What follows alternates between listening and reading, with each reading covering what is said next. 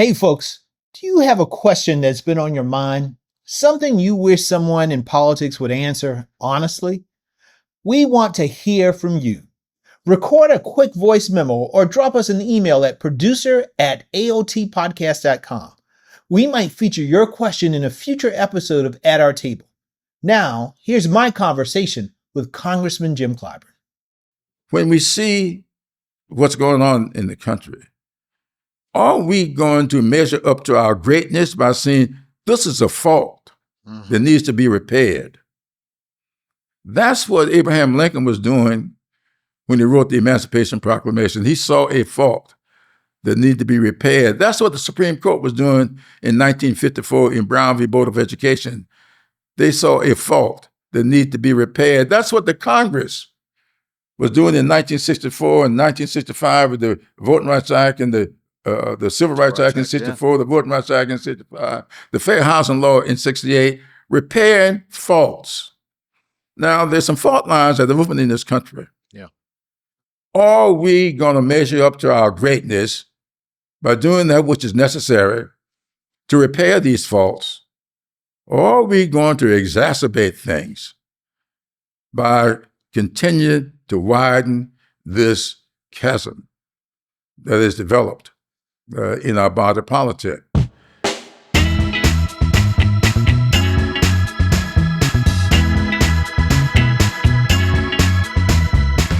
Hi, everyone. Welcome to At Our Table. I'm Jaime Harrison, your host. Today's episode is one that I've been planning for since we launched this podcast. I'm joined by my political father, Congressman Jim Clyburn of South Carolina. Now, Congressman Clyburn has been serving in Congress since 1992. Well, he got elected in 1992 and has held an impressive number of leadership roles. Vice Chair of the House Democratic Caucus, Chair of the Congressional Black Caucus, Chair of the House Democratic Caucus, House Majority Whip, and House Assistant Democratic Leader, and overall party statesman. I've known Congressman Clyburn since I was 16, and I've had the privilege of having a front row seat on his career. But today, I'm excited to go back into some history, both his and the history of our state of South Carolina. Because drum roll, y'all, Congressman Clyburn's new book, The First Eight, is hitting bookshelves on November 11th. So let's join in. Congressman Clyburn, welcome to At Our Table. Well, thank you very much for having me, Jimmy. Well, boss, it is always good to see you, always great to get an opportunity to spend some time with you. There's no exaggeration. I do consider you my political father. Everything I have learned in politics, I've learned at your knee. And I'm so grateful for you and taking a chance on this round-headed kid from Orangeburg, South Carolina. To start out this interview, I want to talk about when you were a little boy, when you were growing up in Sumter, South Carolina. I mean, let's go back to that time when you were 8 years old. Did you ever think that 8-year-old Jim Clyburn would be here now doing all the things that you have done in politics? I don't think so. And the reason you went back to 8, because you are aware of the fact that when I was 8 years old, it was during the time my dad made my two brothers and me read newspapers. He never told us to read the Bible. He did tell us that we had to do a Bible verse every morning at the breakfast table. Before we could lift the fork, he had to do a Bible verse. Couldn't say the same one twice. And he took Jesus' whip off the table on the day he laid down the rule. And so I grew up doing the Bible verses in the morning. And then we had to share with him and my mother a current event. After we did our homework in the evenings, we had to sit with him and share this current event. So in order to do that, you had to read the newspapers. It was delivered to our home every afternoon. And so I started reading that newspaper early. And I got caught up in the Truman-Dewey race for president. Wow.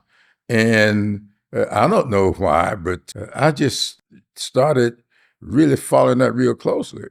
And as you recall from your studies, Truman was given no chance of winning. But he prevailed.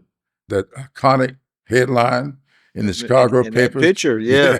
Saying Dewey wins, and here's Harry Truman under it, having won the presidential election. I just got enamored with that because then I started comparing, reading what people were saying about Dewey, this wealthy scion from New York, had this national reputation as a prosecutor. And here's this little guy from Missouri who didn't even go to college, had a disability, he was about 5, 6, or 7. And I just started studying Truman. Yeah. And I didn't even focus at the time. That was Truman spoke to the NAACP's, in AACP, I got to make sure I get that right these days, their national convention, first president to do so. He had integrated the armed services with his executive orders. There were 2 of them. He had appointed a civil rights commission, did things that no president before him had done. And so as that developed, I started looking at what was going on in the country after World War II, when those soldiers came back, like the Tuskegee Airmen, made movies about them, but then would not give them a GI Bill to go to college or to buy homes, and all the other indignities that I saw taking place. My mother was a beautician, and so when Mary McLeod Bethune was running around the country organizing African American women, she focused on beauticians. And my mother became a big disciple of Mary McLeod Bethune and made me learn everything I could about Mary McLeod Bethune. And as you know, the biggest picture in my office today is Mary McLeod, Bethune. Yeah. And so I just got caught up in all of that. And then I guess about the time I set foot on South Carolina State College's campus back there in 1957, I was thinking about politics, public service, and quite frankly, going to Congress. Yeah. But I didn't think I would be able to do it in South Carolina. And so I started spending my summers in New Jersey. And you have deep roots in New Jersey. Deep roots. I would go there every summer. And eventually, in preparation to carry out my life's dreams in New Jersey, my late wife and I got married in New Jersey. Yeah. Before I finished college. She had finished. I still had to do a semester. And so my whole thing was that I was going to go to New Jersey and I was going to get involved in New Jersey politics. And then run. You could have been the senator from New Jersey before Cory Booker. Well, I had a little experience my senior year in high school. I graduated from Mather Academy, which was a United Methodist Church sponsored boarding school, we called it in those days. My mother had gone to that school. And my Bible teacher, Mrs. Edna Lukens, she was a white woman. I had 2 white teachers my senior year. But Ms. Lukens asked me to write an essay. I think there were about 4 or 5 of us in that Bible class. And she asked us to write an essay on what we wanted to do when we left Mather Academy. And I wrote from the heart what I wanted to do. And what was that? Well, I wanted to finish high school. I wanted to go to South Carolina State. And I wanted to go to New Jersey upon graduation. And that's where I was going to pursue my dreams and aspirations in public service. She was very disturbed by what I wrote. And 2 or 3 days later, she came to me and asked me to stop by her office. She was also the financial secretary for the school. So I stopped by her office, and she told me that she had read my essay and was very disturbed by it because she thought that those of us who got an education needed to stay in the South. She thought that things would change only if we would make it change. Yeah. And that conversation changed my life.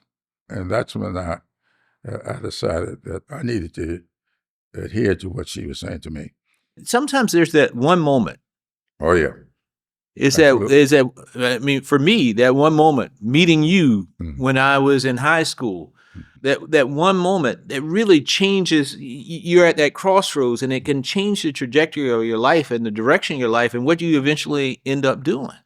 And it seems like that moment was a big one. It seems like you had a number of moments. You often tell a story about this woman telling you that was at the beautician with your mom and telling you when yeah.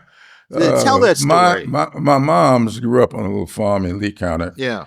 None of us ever understood exactly how she talked her father into letting her leave that farm, that all of her sisters and brothers were wrong, and go to Camden, about 25 miles away, and live in with a family, the Dibbles family, steeped in Chicago politics.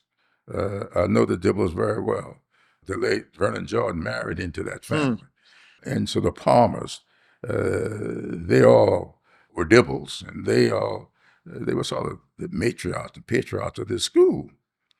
So my mother went there, lived in with that family, and kept house for them. And they, in turn, sent her across the street to Mather Academy. And she went there through the 10th grade. And of course, she met my dad. They decided to get married. Well, public schools at the time went through the 11th grade. Mather Academy went through the 12th grade. So she decided after the 10th grade to transfer over to the public school so she could graduate a year early. Grade. Yeah. And that's what she did. And she and my dad got married, and they moved to Sumter, and I was born in Sumter. But through all of that, my mother really, the reason they moved to Sumter, because she wanted to go to college, and my dad wanted to go to college. So she knew the value of an education. And so when she opened her beauty shop, the first beauty shop was in one room of our house. And one of her playmates growing up from over in Bishopville, Lee County, would come to Sumter every 2 weeks for my mom's to do her hair. One day, there was this rule Mom had that we had to stop by the beauty shop to report in. Yeah. So this day I walked in the beauty shop, and this lady was sitting there. I knew her from these bi-weekly visits. And when I spoke, she was startled because she said that, "Maya," she says, "how your voice has changed. You've grown up to be quite a young man." She went through all the things that people said to the little boss at the time. And she says, "What do you want to be when you grow up?" And I started telling her what my dreams were. I want to do the same thing I told Ms. Lukens. I'm going to finish high school, and I'm going to go to college, and I'm going to get involved in politics and government. All this stuff coming from Harry Truman. Yeah. And she gasped. And she said to me, "Don't you ever let anybody else hear you say that again." Wow.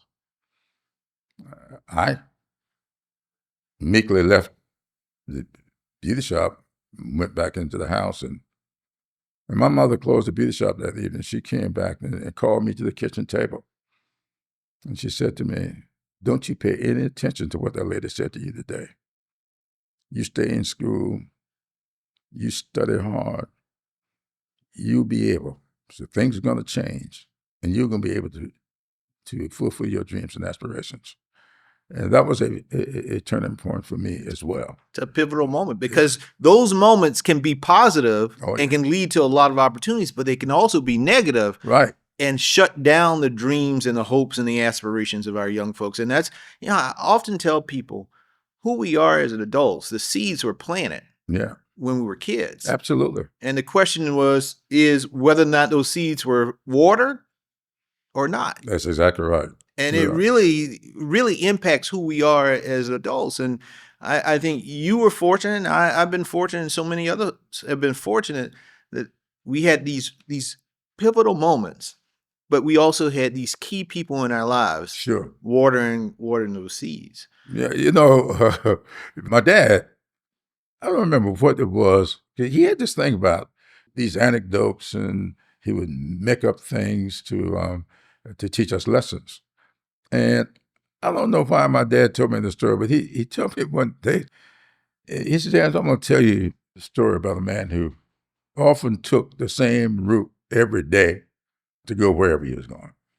And said he would see this, he saw this vacant lot. The people used to just throw their bottles and cans onto this lot. And he found out the owner of the lot and went to the man and asked him, would he give him permission to plant a garden on that lot? And the man said, sure. So he went out and cleaned that lot off, took all that stuff off that lot, cultivated the soil, planted vegetables in there. And one day he was out there working his vegetables, and somebody came along and said to him, "My, sir, that is a beautiful garden that you've cultivated." He says, "The Lord sure has been good to you." And the man looked up at that and says, "You should have seen this lot when the Lord had it by himself." So my dad, the preacher, used that story to tell me, and he taught this. If the Lord gives you good health and strength, that's what you pray for. Mm-hmm. Then you get up off your knees and work. So he would do things like that, tell stories like that.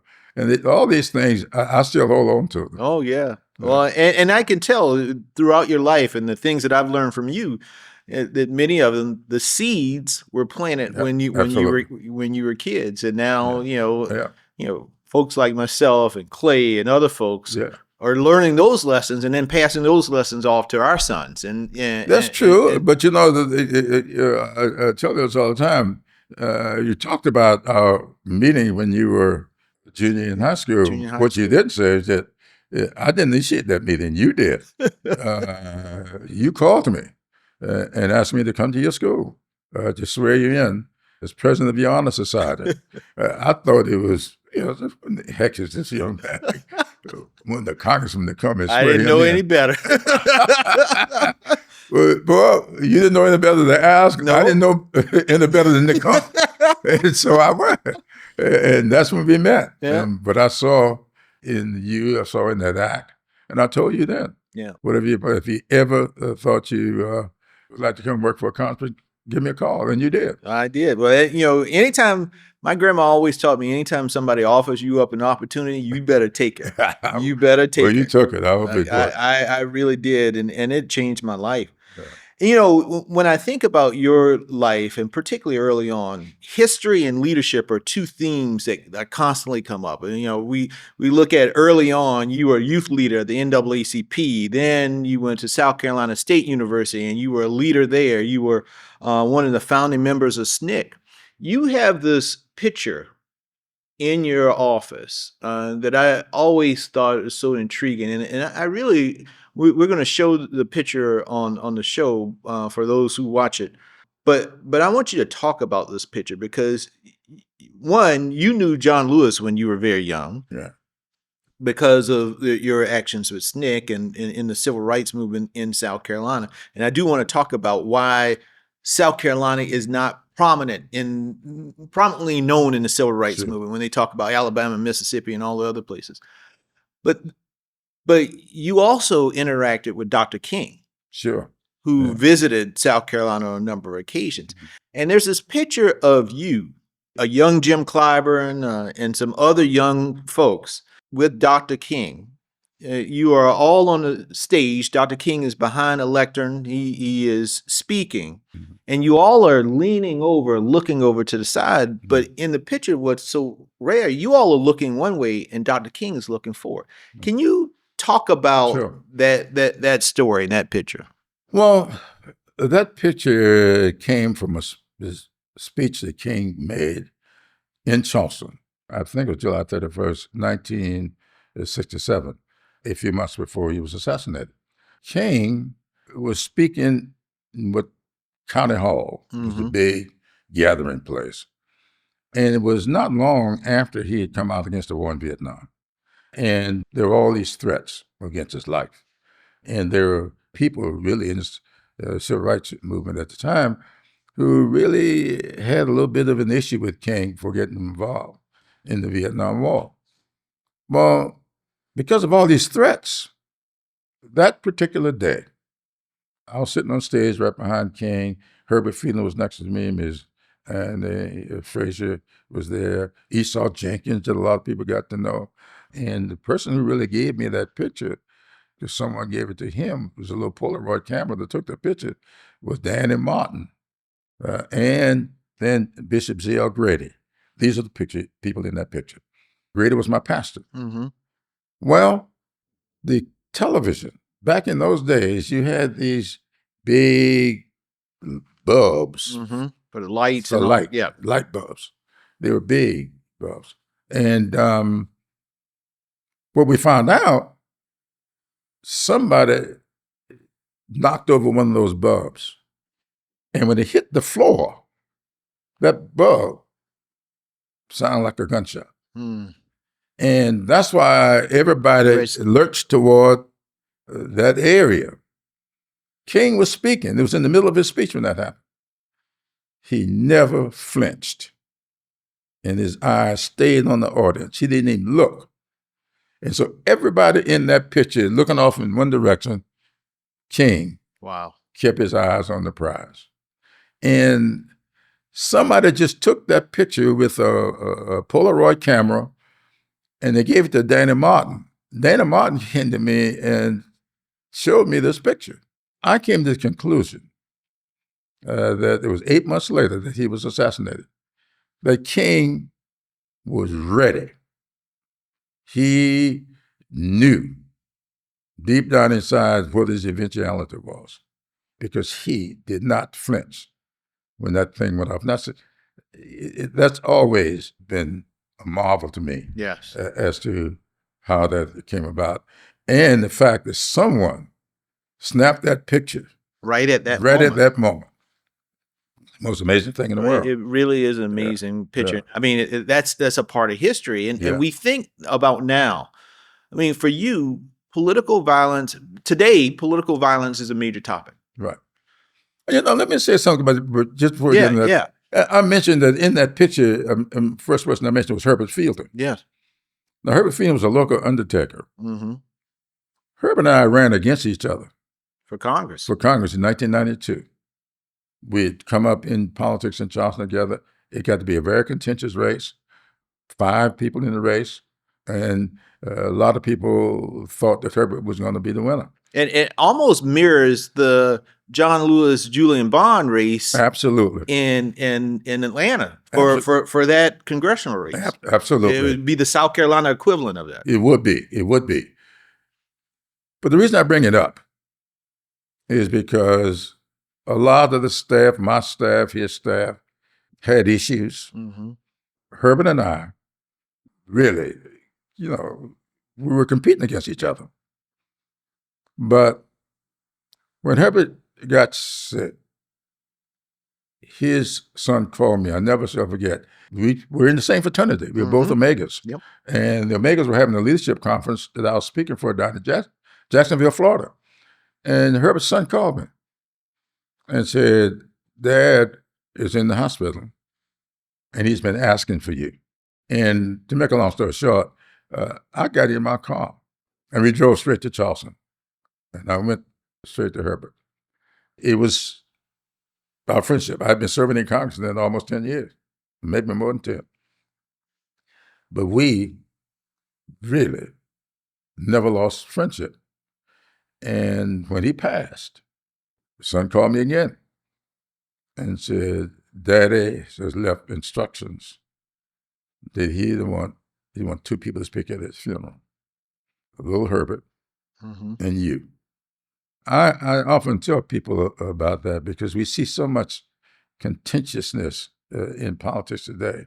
And you wonder why people walking there ain't speaking to each other, get mad over one little tweet. We ran against each other for months.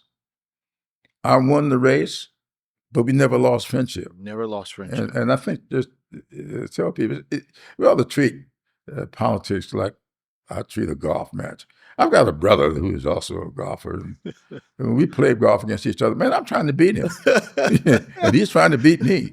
And I mean, he sees that as part of his mission in life is to beat me when he goes on the golf course. He seldom does. But that's his mission. Yeah. But we don't lose friendship over that. Yeah. I don't know. Well, and I think that's an important lesson to learn. And one of the things I wanted to talk to you about is, this political violence that we see is, again, you're not only a student of history, but you're a teacher of history. And this political violence is not new to you. No. You witnessed it growing up. We saw, and particularly it's not new to the Black community. Right. We saw, the assassination of Dr. King. We saw the assassination of President Kennedy, his brother. In the Black community, we saw the church bombings. We saw in Orangeburg, South Carolina, my hometown, where you went to college at South Carolina State, the Orangeburg massacre, the death of young folks there. And you've been in leadership positions that either as a young person or as a human affairs commissioner, now you're a member of Congress. What can you tell the country at this moment, how the history of how we have gotten out of those dark times and where we can go now in order to once again close this chapter? I often tell the story of Alexis de Tocqueville, the gentleman who came to this country way back in the 1800s, 1830s, really, to study our penal system. And de Tocqueville came from France. He came here, and he said he saw something magical about this country. And de Tocqueville set out to try to find out what that magic was. He went all over the country, onto the campuses of our colleges and universities, looking for the magic. He said he couldn't find it there. He went in the halls, legislative halls at state and local levels, into the halls of the Congress, looking for the magic and couldn't find it. He came to the conclusion, after going into our places of worship, our synagogues, our churches, our temples, our mosques, he concluded that America is great because its people are good. And if the people of America ever cease to be good, America will cease to be great. Wow. Now, I think about that a whole lot. Yeah. And when I interact with people, irrespective of what party they may be from, when I think about those experiences I had in Orangeburg, marching, sitting in jail, in Columbia, when I think about all of that in the history of the country, de Tocqueville wrote these words in his 2-volume work called Democracy in America, which he wrote during slavery. America's greatness is not that she is the most enlightened nation in the world, but because she has always been able to repair her faults. So the fact is, when we see what's going on in the country, are we going to measure up to our greatness by saying, this is a fault that needs to be repaired? That's what Abraham Lincoln was doing when he wrote the Emancipation Proclamation. He saw a fault that needed to be repaired. That's what the Supreme Court was doing in 1954 in Brown v. Board of Education. They saw a fault that needed to be repaired. That's what the Congress was doing in 1964 and 1965 with the Voting Rights Act and the Civil Rights Act in 64, the Voting Rights Act in 65, the Fair Housing Law in 68, repairing faults. Now, there's some fault lines that are moving in this country. Yeah. We have seen these fault lines during the recent pandemic. We saw these fault lines on January 6, 2021. Are we going to measure up to our greatness by doing that which is necessary to repair these faults? Or are we going to exacerbate things by continuing to widen this chasm that is developed in our body politic? And not to assign blame. Mm-hmm. I mean, nobody from the left assassinated King. That came from the extreme right. Mm-hmm. Nobody from the left assassinated John F. Kennedy or Robert Kennedy. No. But nobody went around saying we got to go out and pursue all people on the right. Mm-hmm. No. We look for ways to bring the country together. That's what Robert F. Kennedy did after when King was assassinated. He was in Indianapolis, Indiana. He announced to that crowd that came to hear him speak that night about, he told them about King's death in Memphis, Tennessee, the people that didn't know it. And he gave a prolific speech. And the people within the sound of his voice there in Indianapolis, go check the record. There were riots all over the country after King's death, but not in Indianapolis. Wow. Because that's where Robert Kennedy spoke with reason and called upon people to use their better angels and not go out to try to, in any way, respond in kind. And they didn't. That's what happens when leadership assumes a responsibility that comes with leadership. And that's why, a lot of the times that people say to me, well, you seem so major. Why? You need to be upset about, yeah, I'm upset. But I consider myself having a responsibility to set an example. My dad, you were talking about learning leadership. My dad taught me almost daily little leadership things. And he, because he thought he was teaching me to follow him in the ministry. That wasn't working too well. Because I told him, I joke all the time, when I told my dad that I had decided not to go into the ministry, he told me on that day, using Edgar Guess's poem, he said to me, he said, I suspect the world would much rather see a sermon than to hear one. That was the first time I'd ever heard that before I ever studied Edgar Guess. So I took that to be the brilliance of my dad, and I followed in his footsteps. He taught me, son, you lead by precept and example. Mm-hmm. You got a lot of people who see leadership and he's laying out these precepts. That's what we just heard. Yeah. You got to come together. Great precept. Be an example. All these things we hear from people. You got to be an example. So that's what leadership is all about. I learned that from my dad, who was not allowed education beyond the 7th grade in South Carolina. He taught himself to the point that he was able to pass a college entrance exam and went to college, but was never able to get a college degree because the state of South Carolina did not allow colleges to hand out degrees to people who could not produce a high school diploma. And so my dad had got his college degree 20 years after he died. And also part of that was thanks to you in terms of the navigation. It was really thanks to a man named Horace Dixon, Mm-hmm. a minister who was helping me in my campaign in 1978 when I was running for Secretary of State. Mr. Dixon called me and said he was president of the Ministerial Association down in Hampton, South Carolina, and they wanted to be a part of my campaign. Would I come down and speak to them? And then he arranged for me to meet him out in the state 95 down there, Jaime. Mm-hmm. And so when we met that day, because he was going to lead me to this rural church, which he didn't think I would find on my own.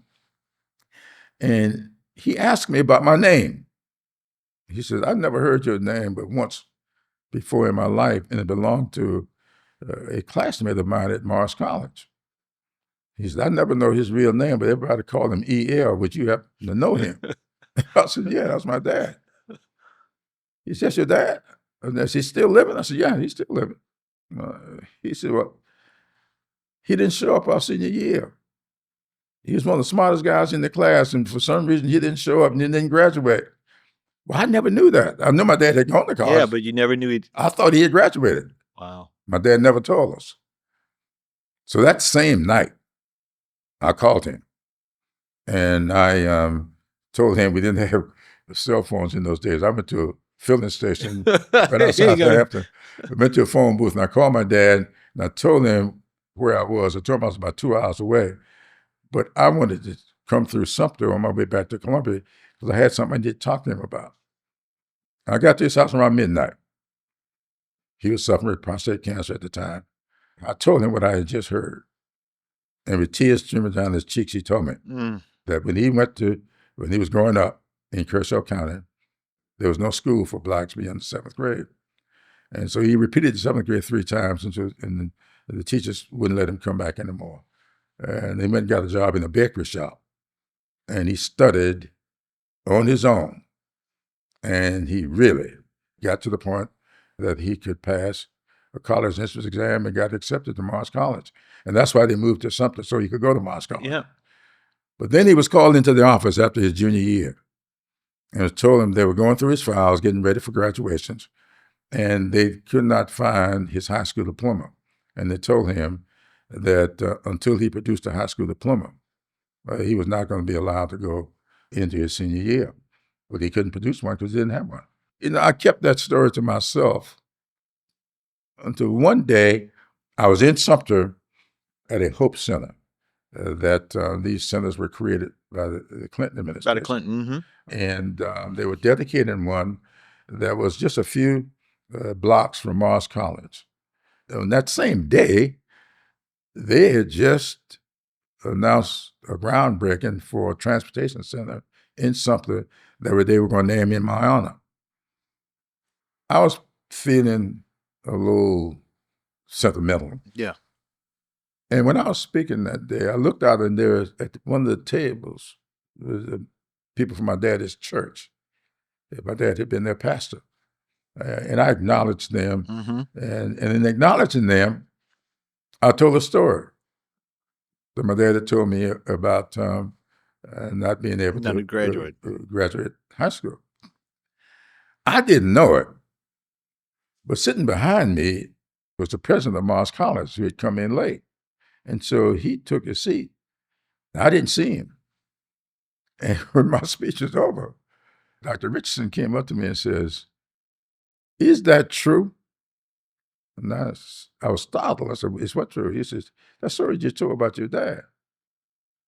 I said, "Well, Dr. Richardson, I don't think my dad would lie to me about that." I said, "But if I had seen you back there, I don't think I would have told the story." He said, "Okay, I'm going to check on that." I said, "We left it." 3 days later, he called me. So I went into the archives of the school, and every word of that is true. Wow. And we're going to correct that. And that's why he got his degree 20 years after he passed. Just, Congressman, hearing you tell that story, it really cements in my mind why history is so important. Oh, yeah. Why the storytelling is so important.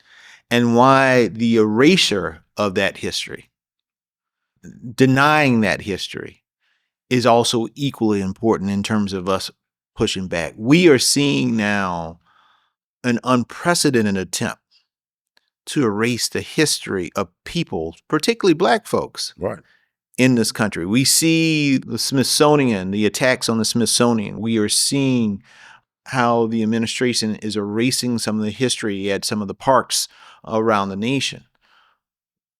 What do we do? What should the American people do? When we know that erasing that, we eliminate the stories like ones that you have just told about your father and some of the conditions that Americans had to live in, had to suffer through, that weren't just, things in the far past, but in our recent past. Right.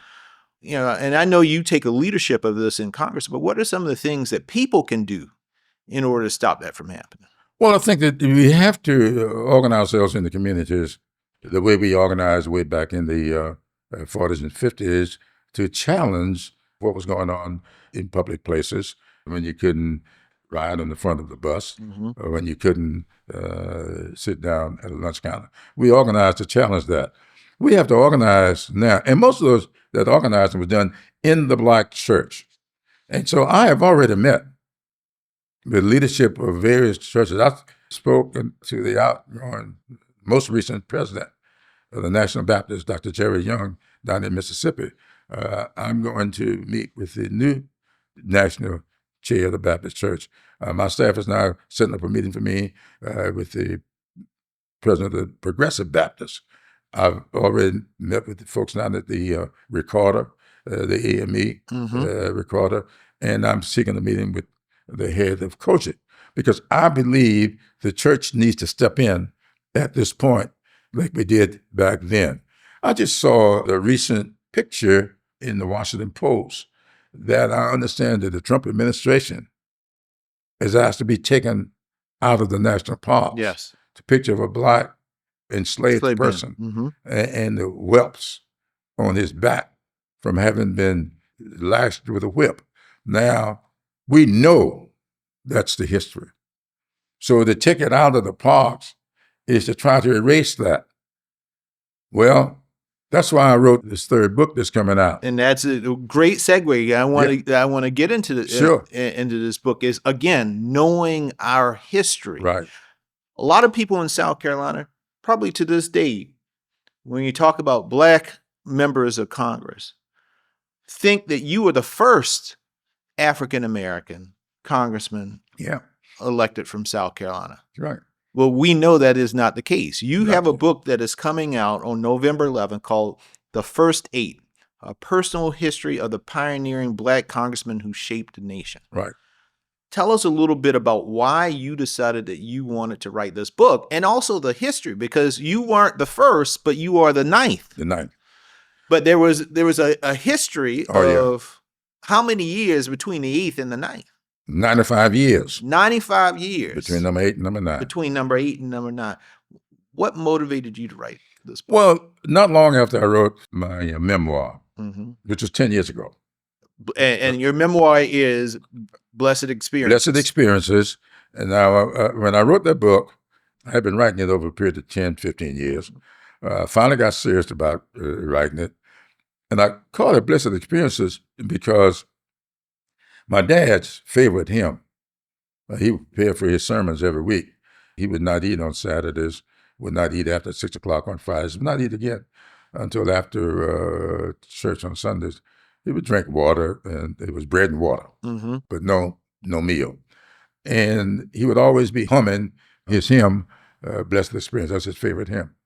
And so I was writing the book using the title, I Too Am a Southerner. That was my working title. But I got bogged down writing the book. And just, you've written the book, so you know, you get to a point where you can't think. You can't write anything. And so I decided that maybe Blessed Assurance would do for me what it did for my dad. I went and pick up the hymn note, and I started reading that hymn. And sure enough, man, the thing just opened up. It just opened up. And I wrote in the introduction to that book that all of my experiences have not been pleasant, but I've considered all of them to be blessings. And right after writing that book, I was in the whip office, in my conference room, and I had the pictures of these 8 people who I knew from my studies on the wall. Iconic pictures. Yeah, great.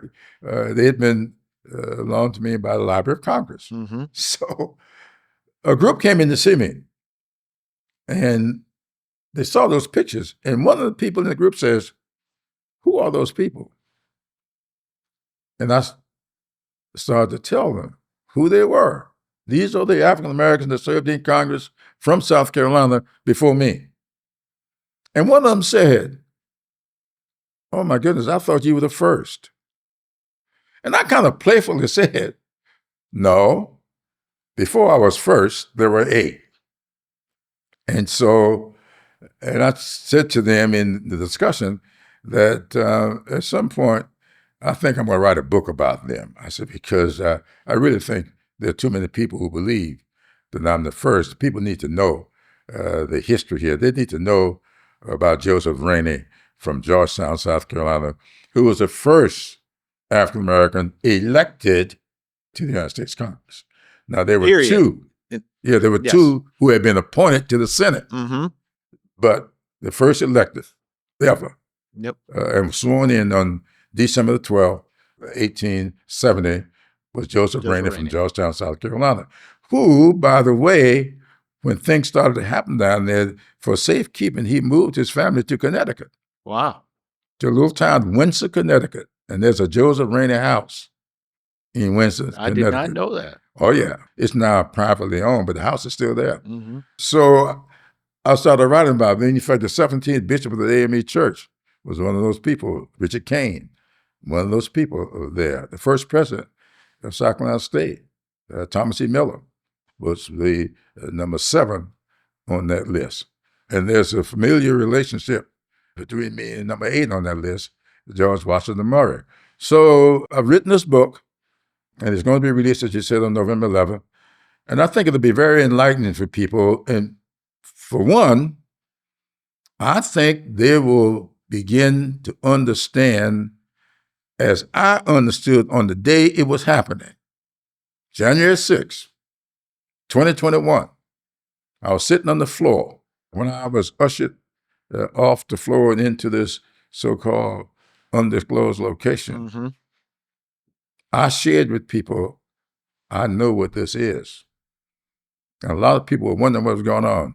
And it was, the playbook was written by a guy named General Martin Gary, written in 1876.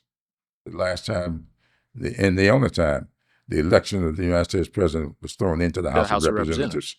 And what happened then is what was being attempted. And I really think this is such an important point. I mean, people often hear about, they get titles. 1876, the Tilden Hayes Compromise, right? That's what you are talking about. Right. Can you just share a little and briefly just share what you meant in terms of the playbook? Well, Martin Gary wrote this instructions for the red shirts. These were the people who became known as the Redeemers. Now, they call themselves Southern Democrats or Conservative Democrats, but their overall name was the Redeemers, came from the word redeem. They were all about redeeming the South, redeeming the South to its pre-Civil War ways. Taking it back. Taking it back. Yeah. Taking it back. And that's what it was all about. Yeah. And their thing was they were building this resistance to Reconstruction. And Martin Gary, wrote a playbook for the Redeemers. It was the foundation for my speech at the Democratic Convention last year when I said Project 2025 is Jim Crow 2.0. Now, the interesting thing about this is that it will help people understand that even the violence that you see today is reflective of what was reflective of what was going on after the Reconstruction or the Emancipation Proclamation, which was 1863. There were 2 of them. One from Washington, D.C. was issued in 1862. Then the one for the United States, for the rest of the former slave states, was made effective January 1, 1863. And the reaction to all of that is those people who did not want to see the formerly enslaved assimilated into our society fought it. And they fought to redeem the pre-Civil War antebellum period. In this book, you say language is really important. Right. And in the book, you explain the choices of language that you use, from capitalizing the B in black to avoiding saying slave, but rather saying the enslaved, Tell me about the choice and why you address that directly very early on in the book. So I'm very sensitive about words and phrases. I'm so sensitive about words. Someone corrected me the other day erroneously. Uh, but I used the word media and used the plural verb all. And I know that almost everybody today, will say media is. Mm-hmm. I was taught at South Carolina State University that the word media is a plural word, Mm-hmm. which carries all. So I always say that. Mm-hmm. But I'm very particular about things. So my dad was that way. My dad was just a stickler for pronouncing words right and saying. I remember one of the smacks I got, the word WORSHIP, worship. And on the streets, we would say wiship. Mm-hmm. My dad smacked. You know what I meant for doing that. So, and so these words and phrases, I think, is important. Mm. And so, of course, I'm glad you noticed that because you had to read the book, but you wrote Yes. you wrote the foreword to Yes, it. and I was proud to co-wrote that forward. Yeah, you wrote that with another one of my high school students, Ralph Dawson. Ralph Dawson, who I taught when he was in the 10th grade. But these words, and the other thing I did in this book is I try not to use the N word. Mm-hmm. I only used it, it's such a visceral word, when it was really required to make one. That word was thrown around all the time. But I actually say in the book N word rather than writing it out because I just think that we have to be careful about these words that you use. And of course, I grew up not capitalizing the W in white or the B in black. But there are some people smarter than me. They've come to recognize black as more of the race and compare that to white. But white has never been accepted as a race, but more Caucasian is a race. And so black has become the race because Negro was never a race. Mm-hmm. Negro was a sign. Mm-hmm.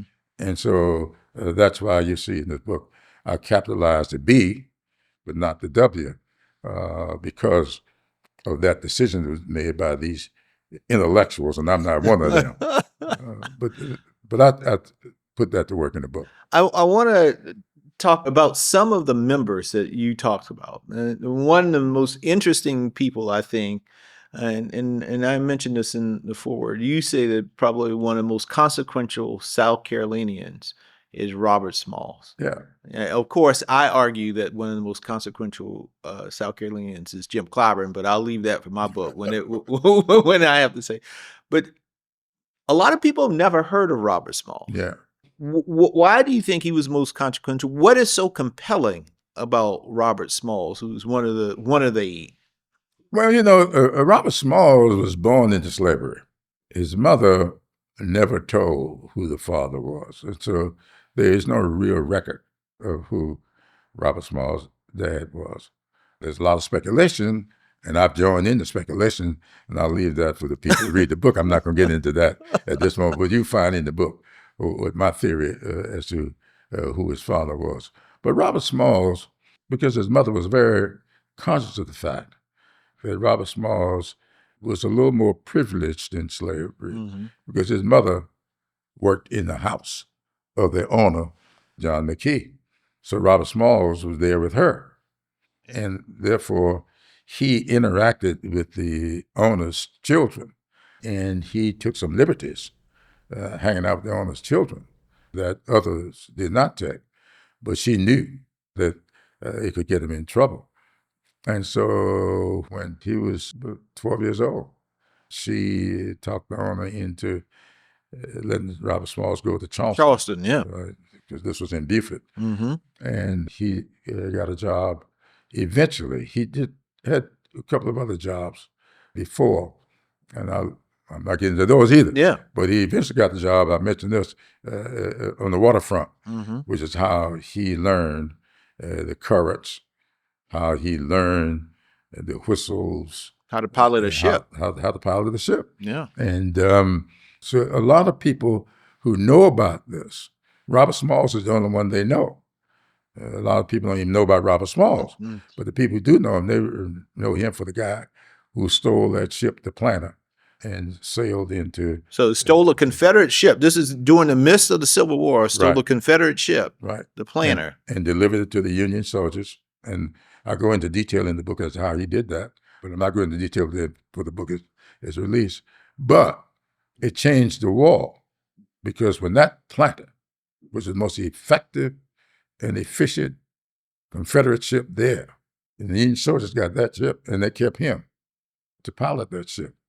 And this, he escaped in, I think it was April or May of 1862, and that following August, he came to Washington, D.C., sat down with Abraham Lincoln, because everybody was just, I mean, this guy he stole the whole ship. Yeah. And did it in such a way that if there was social media at the time, he would. Say got his children and his wife, his friends, all on this ship. They all sailed themselves into freedom, and he got a big reward for that ship. Well, not as big as it should have. In the book, you find out how he got cheated, even at that point. But he turned it into great wealth. He served 10 years. In the South Carolina legislature, 10 years in the United States Congress, having never been formally taught, became a pretty wealthy businessman. And it was his meeting with Lincoln when they were first allowed the formerly enslaved as well as free blacks to serve, to fight in the Civil War. And historians have written that but for bringing blacks into that war to fight for the Union, that war would have gone the other way. Would have gone the other way. So that's why I think it's the most consequential they ever lived. I've said that a few places, and at least one person took issue with me one time about it. But I said to that person. Oh, who did they think? What? He didn't tell me who he thought. But what he did say, he told me he thought he agreed with me. That Robert Smalls was the most consequential black South Carolinian who ever lived. And so I said to him, I said, that's not what I said. No. I said, I did not qualify it. You didn't say black. That's right. And so he looked at me. He may have thought it was John C. Calhoun. John C. Calhoun? Or he may have thought that, but he didn't say what he thought. But he just climbed up. And he's a nice guy who studied history a lot. I knew him very well. But he never spoke with me after that day. Well, you don't have to say it, but I'll say it. Bless his heart. I started this interview off by talking about all the roles that you have played in this party. I mean, you've been a stalwart of the party. I like to define you as one of the last great statesmen that we still have in the body politic.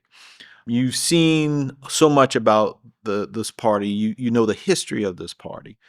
And right now we are having one of those moments in the party in which there's some tension in the Democratic Party, particularly on the issue of age. You've gotten criticism like, oh, why didn't Jim Clyburn and other members, why aren't other members stepping down and allowing young people to step up and this and that? I would love for you, if you, I don't know if you accept this, that you are part of that old guard, as they say. What do you say to that criticism? And then in that, I want to talk a little bit more about seniority and why you believe seniority is important and what dividends that has played over the years. Well, those tensions are always there. They will always be there. And one of the reasons I really take issue with a lot of it, the first time a reporter, I remember exactly where I was when I heard this question about, are you thinking of stepping aside for some younger leadership? I said, I'm always thinking about stepping aside. But do you want to talk to me about why it was that I was 52 years old when I first got elected? I said, now, when you get ready to sit down and talk to me about what was going on that kept me out of Congress for all of these years and other people who look like me, and you want to balance that out in this discussion, then we can have it. What I challenge people all the time to really think about what you are saying. Now, this reporter climbed up. Mm-hmm. He'd never given any thought to the fact that there are all these laws. Then, and I just want to put a point in that and clarify it.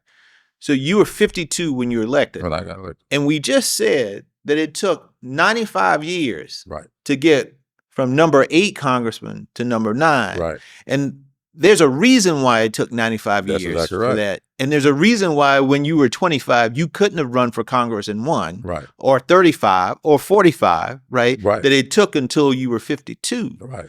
And so, nowadays, yes, it's easier for a 25-year-old to step up, black, white, it doesn't matter what you That's are. right. But when you were growing up, that was not the That opportunity. was not the case. So if you look at this and you be holistic about your discussions, I think we would have a much better environment even within the party, because people just grab hold of this stuff. I was in a group the other day, and I was conducting the Q&A, and someone, the very first person doing the Q&A, asked the question by acknowledging herself as a member of the Democrat Party, and went on. So it came time for me to respond. They were talking about messaging. I said, let me give you a good example of this. I mean this in all graciousness, but let me give you an example of why you hold the answer to that question. I said, when you introduce your question, you refer to your party as a Democrat Party. I said, that's not what we are. We're the Democratic Party. The other side, some years ago, decided to take the IC off our name. Go back and look at the charter of 1824, and you'll see that this Democratic Party grew out of what was the Democratic Republican Party. When this party was born, it was the Democratic Party, and we're still the Democratic Party.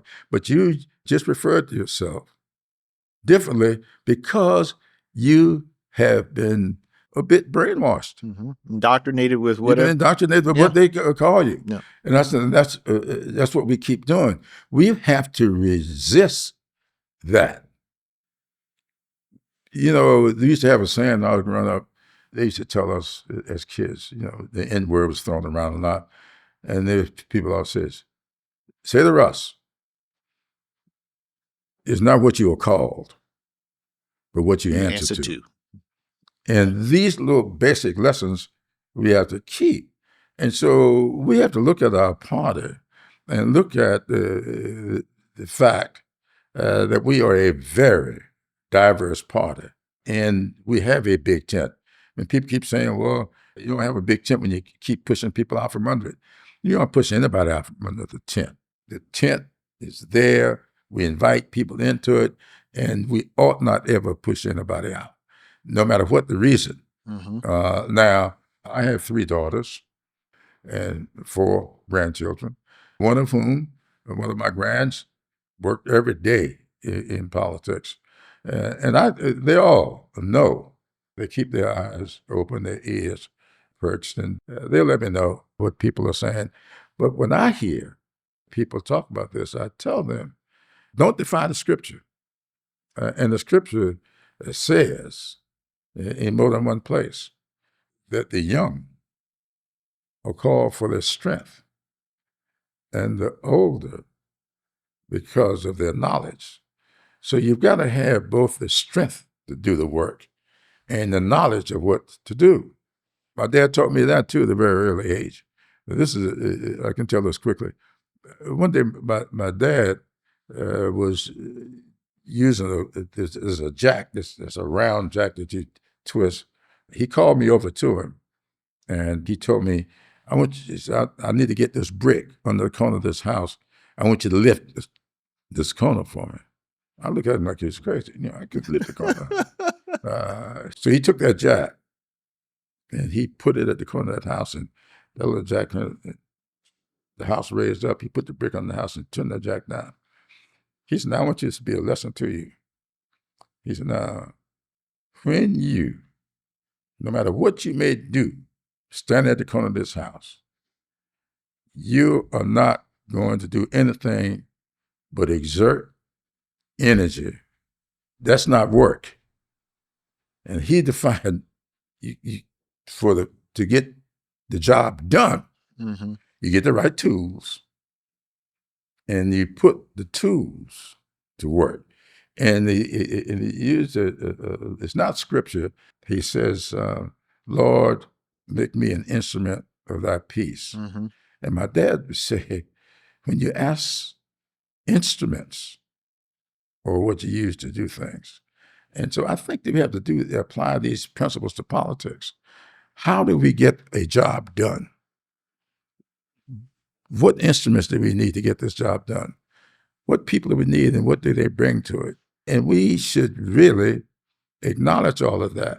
And I tell people all the time, back in 1960, when we undertook what became known as the Student Nonviolent Coordinating Committee, we didn't ask anybody permission. We saw what we thought needed to be done. We went out to do it. There's some elderly people who embraced what we were doing, some of them who didn't. But we did what we thought would need to be done. And then not long before we convinced a lot of other people. So we have to just not be knee-jerk about this. You have to look at this stuff and see who can best get this done and what knowledge can be brought to the process and who's got the right tools. We all call ourselves, in the Democratic Party, we call ourselves Matthew 25 politicians. But we all get hung up on verses 40 and 45. What have you done or did not do to the least of these? But there are a lot of other verses before you get down to 40. And among those verses are the talents. How do you use your talents? Some people got 5, some got 2, some got 1. So the question is not how many talents you got, but the question is how you use it.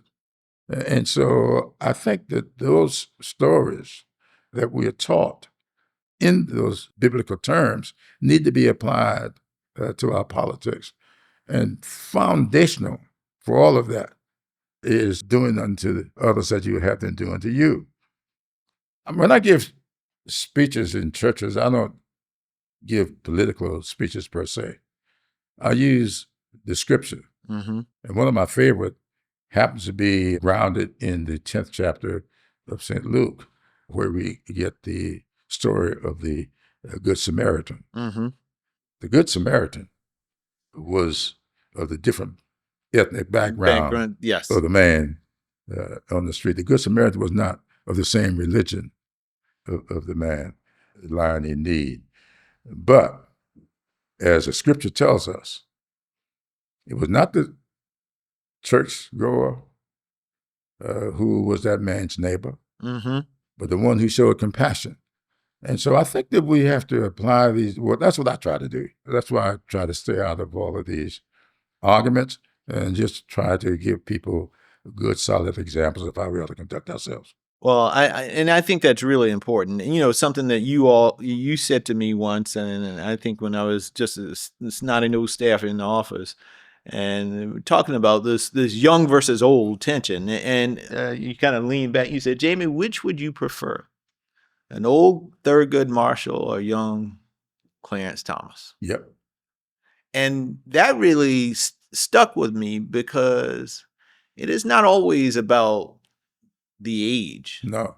But it's about the values. It's the value. It's the perspective, right? Perspective, yeah. Look, how old were you when I named you the floor leader?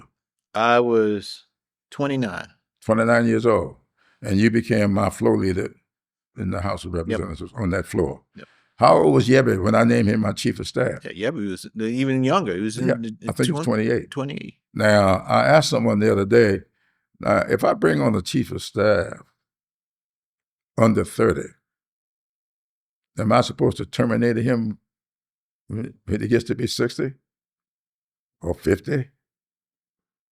What do you do? How do you navigate that? And so I think that it is perspective. It is what the vision that people give, and what you do with the position that you have. And so And I'm the only old guy in our office. I couple that with, you have a history of making sure that the ladder is put down Yeah. for younger generations to come back. I don't think there's any state party in the country that has a program like the Clyburn Fellowship like we have in South Carolina. There have been hundreds Right. of young people who have now become political operatives, who Right. become county party chairs, state party Right. officers, elected in state houses and in state senate. And some of them outside of the state. And outside of the I state. ran into one up in Connecticut. All Yeah. through the Clyburn Fellowship that you Right. and I started together, that Right. you funded and have funded over the years. And that's a part of also bringing young perspective Sure. in, and I think there's some value there. The one thing I do want to bring up, and I think sometimes you see the tension on, seniority in the congressional sense. Not until 2006 did we see the first African Americans to be appointed as committee chairs of major committees in the House of Representatives. And that was because, one, we didn't have a whole lot of African Americans in Congress because the laws prohibited from happening. So therefore, the ones that there didn't get the seniority until that time. And that's when we saw Charlie Rangel going over Ways and Means, and John Conyers over to Judiciary, Benny Thompson at Homeland Security. And so when people say, well, let's just get rid of the seniority system, basically what you're saying to a lot of black folks who finally have gotten the time to get to the level of senior, well, we're going to change the game now. Yeah. We don't want you all to be in there, and we're going to change the game. And I think we really have to think about the long-term implications of that and what that says to communities that are always there for our party. Yeah, and that's why I think you have to be very careful when you hear people talk about meritocracy. Yes. I believe in meritocracy, no question about that. But I remember early on when I was studying politics, I studied other states, and there was a guy named Big Jim Folsom down in Alabama, and never shall forget. And someone talked to him about an appointment and was talking about the merit. He said, I do believe in the merit system. My friends got more merit than my enemies. And so we have to think about what we're saying here. And so meritocracy is a good thing, but you got to see how you define meritocracy. Does the friendship depend, or the merit depends upon the friendship? Yeah. Well, boss, one of the other things, and I'm going to see if I can get you to do this time. I don't know if I'm going to be able to get you to do this. One of the things that we give out every week on this show is a special award. Oh, yeah? And that award is, we allow all of our guests to hand this award out. Sometimes in politics, you just want people to go in the corner and just think about, you were a former teacher. I'm sure you sent your students to the corner to think about what they did and the ramifications of it, and then they could come back. Well, we call that the Sit Your Ass Down Award. So I don't know if there's anybody in politics right now that you think you just need to go sit in the corner a little bit and think about what they said or what they did, and then come back when they have composed themselves. I'm going to give you an opportunity to hand out a recipient of this week's. Yeah, you can give me that opportunity. But if I were going to answer that question with a name, I would keep it in my family. And I do mean my bloodline. Oh, folks, I tried. I really tried. I knew he wasn't going to do it. I really tried. Well, Congressman, your new book, The First Eight, is coming out on November 11th. Right. And we're going to make sure that people know where they can go to pre-order. Folks, I'm telling you, I've read the book. I did the foreword, co-wrote it with Ralph Dawson, but it is a compelling book, and it's one of those histories that you really, really need to know. Again, you often say, if you don't know where we've been, you won't know where you're going. And so that's exactly right. And thank you so much for having me on the show. And I'll just say this about the book. all 8 of these people made significant contributions to a lot of stuff that we see and hear about today. And it's kind of amazing to me when I hear people talk about doing this in the barbershop, this in the barbershop, that. Joseph Rainey, the first African-American to serve in Congress, was a barber. Wow. He was a barber. And I just mentioned, talking about the church, this and the church and faith groups. Number 4 on that list, Richard Kane was the pastor of Emmanuel AME Church before becoming the pastor of Morris Brown Church, where I still hold membership. So there's nothing new under the sun, my dad used to tell me all the time. And I think that there's so much in this book that will allow people to understand a lot of what's taking place today. So folks, go where you go buy your books, go order, pre-order, get a few right before Christmas. Yeah. Get a few copies for the nieces and nephews who need to know their history, who need to know the history of this country. But it's a compelling read, Congressman, and congratulations on it. And I'm looking forward. I'm make sure I buy a few to give to a few folks who need to know their history too. That's right. Just Google the book, The First 8. It's for sale right now. Congressman Jim Clyburn. Thank you. Boss, thank you so much for being at our table. Thank you so much for having me. Thank you.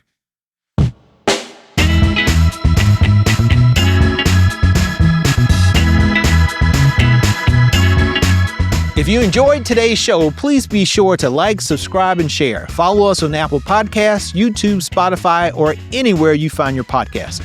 To be the first to know who will be at our table next, find us at ourtablepodcast.com. At Our Table with Jaime Harrison is a production of Vision Blue Media. Our founding executive producers are Jason Hayter and Jaime Harrison. Our producers are Kyle Kelly and Emily Harrell. Our content consultants are Ernie Grigg and Clay Middleton. Our digital communications are led by Celie Riccio. Neil Rossini of FWRV LLP provides production legal. Title sequence by Tom Hunt. Our theme song, Blonde Gone, is written by Dewey and published by Alibi Music Library. We recorded this episode at the DNC Studios in Washington, D.C. Thanks to Curtis Bradley Brown, Johnny Wood, and the DNC Studios team. Special thanks to Congressman Jim Clyburn and his team. I'm Jaime Harrison, and I look forward to another conversation at our table.